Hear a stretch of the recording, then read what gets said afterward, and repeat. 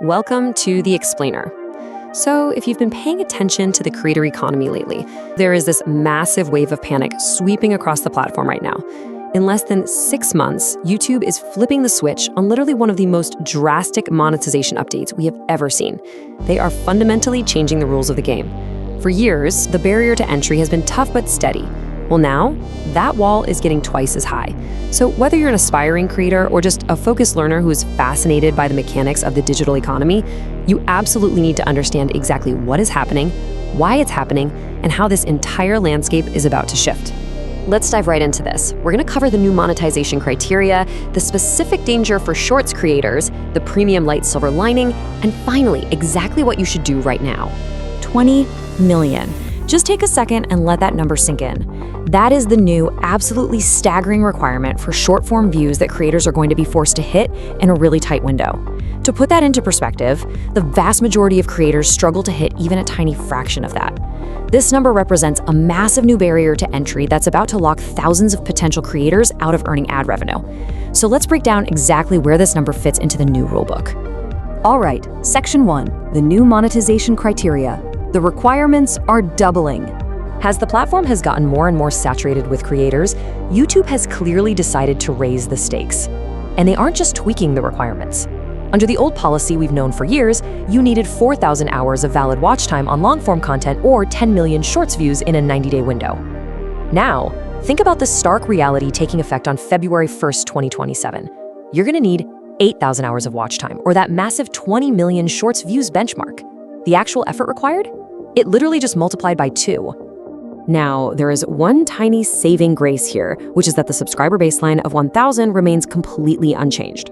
But let's be real, gaining subscribers is usually the easiest part of the whole equation, compared to racking up thousands of hours of watch time. Essentially, the actual tangible grind, the effort required to prove your channel's worth to the algorithm and to advertisers, has become twice as difficult. But while long-form creators just have a much higher mountain to climb initially, shorts creators are facing a systemic nightmare.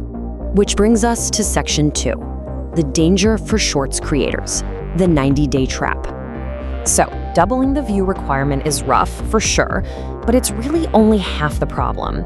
The real danger here is a mechanical change that effectively creates a perpetual rolling trap for anyone relying on short-form content.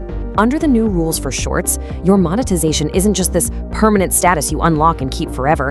Instead, it's evaluated on a rolling 90-day window. Meaning, if you drop below the threshold in any 90-day period, boom, your shorts revenue is entirely paused. You earn absolute zero ad revenue from your shorts until your 90-day rolling average crosses the threshold again. You can see how incredibly punishing this is for anyone whose channel experiences even a temporary dip in traffic. And platform educators are actively sounding the alarm on this. As Tube Sensei pointed out recently, you will basically have to struggle every single month to keep the Shorts channel monetized. It shifts Shorts monetization from this amazing milestone you celebrate into a constant, grueling monthly quota that you just have to meet. And that creates immense psychological stress for creators. You can basically never truly take a break. So the really crucial takeaway here is the massive discrepancy between how YouTube is treating long-form versus short-form. If you hit the 8,000 hours for long-form and enter the partner program, your long-form ad revenue is safe, you're in. But shorts revenue is strictly conditional. Drop below the requirement and your earnings completely halt. Because of this, analysts are noting that producing mass appeal entertainment content is practically the only viable path to consistently hitting those massive recurring view targets. Niche, educational, or slow growth shorts channels, they are effectively being priced right out of the ad revenue market. Let's shift gears to Section 3, the premium light silver lining, a revenue boost. We want the whole picture here, right? It's not all doom and gloom. Amidst all the panic about watch time and views, YouTube quietly rolled out a structural change to premium revenue that is actually highly lucrative for creators who qualify. They've introduced this premium light subscription, which lets users watch ad-free at a cheaper price point. But here is the incredible part for creators. YouTube is drastically shifting the revenue split. For premium light users, an unprecedented 60% of that subscription revenue goes directly into the creator pool, with YouTube only keeping 40%. Previously, the creator pool only got a 30% slice of standard premium subscriptions. Let's actually break down the hard math for a second to see why this is such a big deal. A standard premium subscription in India, for example, costs 150 rupees, and 30% of that, or 45 rupees, goes to the creator pool. But with the new premium light subscription costing only 90 rupees, 60% goes to the pool. That equals 54 rupees. So even though the user is paying significantly less for the subscription, the actual monetary amount going to the creator pool is higher per user. Now, context is definitely key here. While the math works out in the creator's favor, base subscription prices in countries like India are still relatively low, meaning the overall payout remains modest. But for creators with a strong US-based audience, where subscription prices are much higher in dollars, this 60% pool slice is going to result in a massive revenue boost. It's a really clear signal that building a highly engaged international audience is more profitable than ever right now. All right, section 4, what you should do now. Beating the clock. So, knowing all these hurdles and the hidden benefits, let's pivot to strategy. The clock is absolutely ticking toward February 1st, 2027. Right now it's August 2026. You have about 5.5 months to shift your strategy. Your sole objective for late 2026 is to hit the old criteria, that 4,000 hours of watch time, before the clock strikes midnight on February 1st when the new 8,000-hour policy activates. Because if you get into the partner program before that date, you are safe from the increased entry barriers. Based on the breakdown from platform analysts, the survival roadmap basically looks like this. Step 1, shift your focus entirely away from shorts and onto long-form content to avoid that rolling 90-day trap we talked about earlier. Step 2, actually sit down and learn the necessary hard skills: scripting, editing, thumbnail design, and voiceover work.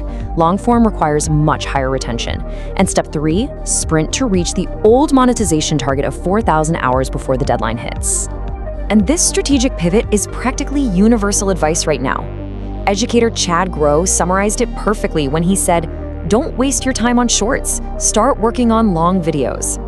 The algorithm is strongly pushing creators toward long form by making shorts monetization just way too stressful to maintain. Following the incentives of the platform is definitely the smartest move you can make. Now, stepping back as an impartial observer of this space, it's really interesting to see what this panic has created in the market. We're seeing several prominent educators heavily promoting paid courses and these specialized monetization packages.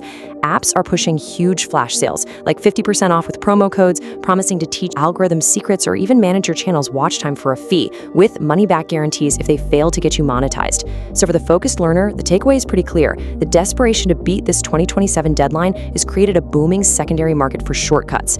You just have to carefully weigh if your personal strategy requires investing in education or if you're better off just putting in the raw work yourself.